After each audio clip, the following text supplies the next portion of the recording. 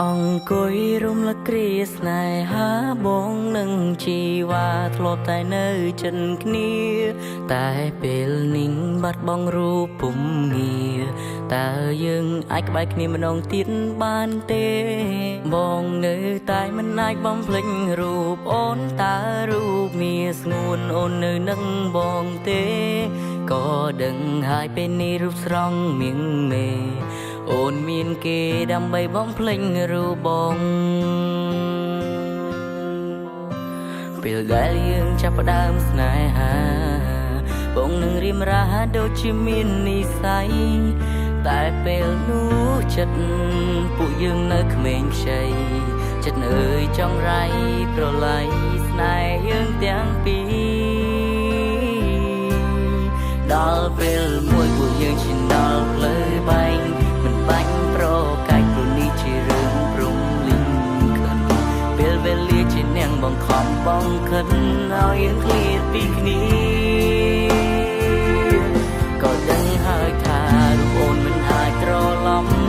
ក៏ព្រោះពេលនេះស្នេហាទៅឈានដល់ផ្លូវបាញ់ចំ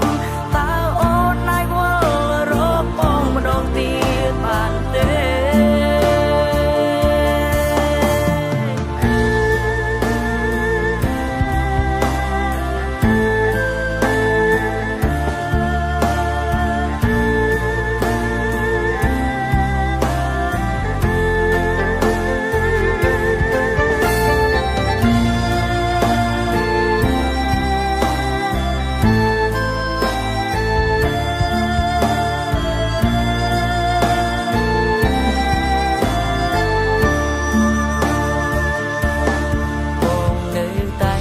បំភ្លេចរូបអូនតើរូបមាស្ងួនអូននៅនឹងបងទេ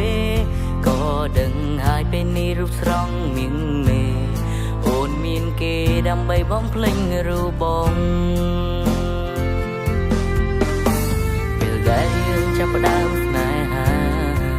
បងនឹងរៀមរាដូចជាមាននិស្ស័យតែពេលនោះចិត្តពួកយើងនៅក្មេងខ្ចីចិត្តអើយចង់រៃប្រឡ័យស្នេហ៍យើងទាំងពីរដល់ពេលមួយពួកយើងឈានដល់ផ្លូវបែងមិនបាច់ប្រកែកព្រោះនេះជារឿងព្រំលីងខិន